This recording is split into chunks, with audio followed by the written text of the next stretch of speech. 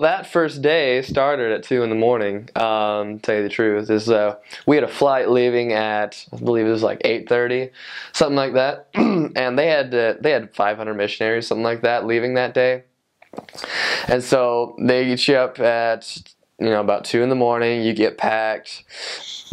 All of us like could barely even sleep that night. We were like, we're going to Georgia tomorrow, and so we're in the dark, just hauling all of our luggage over to the buses. The buses take us to Front Runner. The Front Runner took us through the tracks. The tracks take us to the airport, and the whole while even though you woke up that early, you're wide awake because you're just wondering like, what have I got myself into? And it's almost like Christmas, and like opening the package is stepping off the plane in Georgia, and you're just anticipating it, that feeling that it just kind of builds up. 4-hour flight. It took me a while because like I was talking to the missionary next to me, and she was as excited as well, and we're just talking about how excited we were, and then about an hour into the flight, both of us, our excitement level kind of came down as we just felt tired from that day. We fell asleep, woke up about 2 hours later, and was like, all right, cool, we're almost in Georgia. And I remember looking out the window and just feeling like, this looks like a giant broccoli patch. There's so much green. What in the world? Greener than I had ever seen anything. It looked like, for you Star Wars fans, I guess, it looked like the Naboo. I was like, what in the world?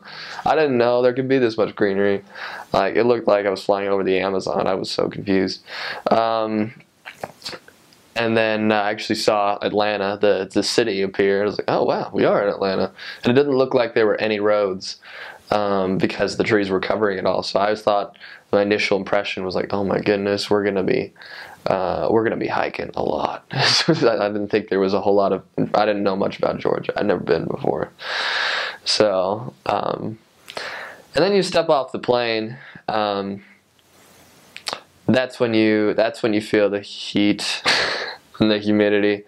It didn't shock me too much because I'm kind of used to it. I've lived in Provo most of my life, which doesn't really get you acclimated to it, but I've also been a lifeguard.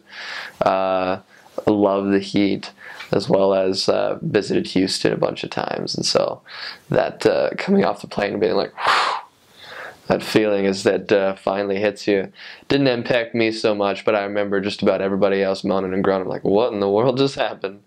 Your eyes are definitely open as soon as you get off that plane, because everything is new, so you're just absorbing as much as you can. And I remember this sweet old lady, as we're walking down the airport terminal, she looks at us. She was just a custodial worker. She looked up at us, and she saw all of us missionaries, like this little army of Helaman coming down the hallway, and she just looked up at us and said, oh sweet Lord, thank you for coming. You go out and do your ministry. And I was like, all right, cool. I like Georgia already.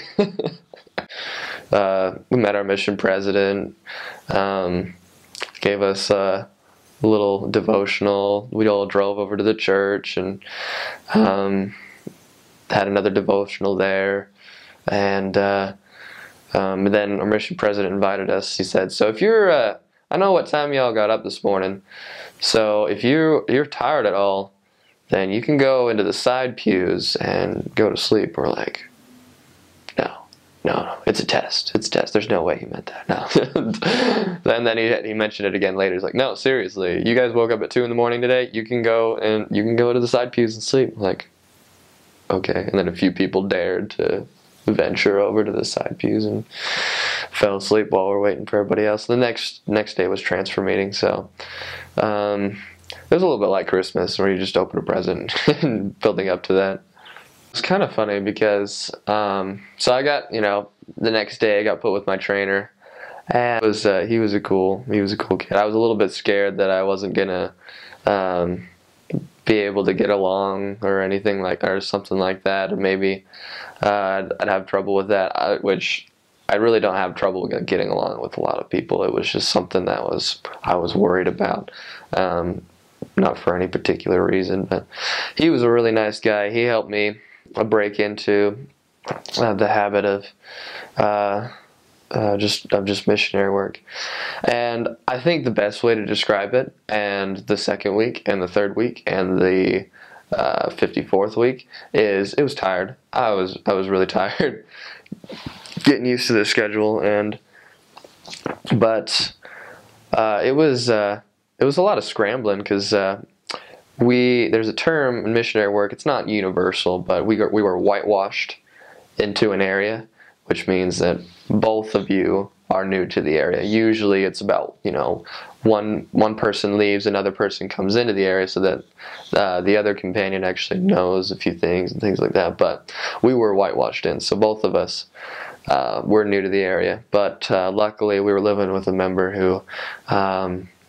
who fed us that first night and gave us the lowdown on the area and told us how to get to places and things like that.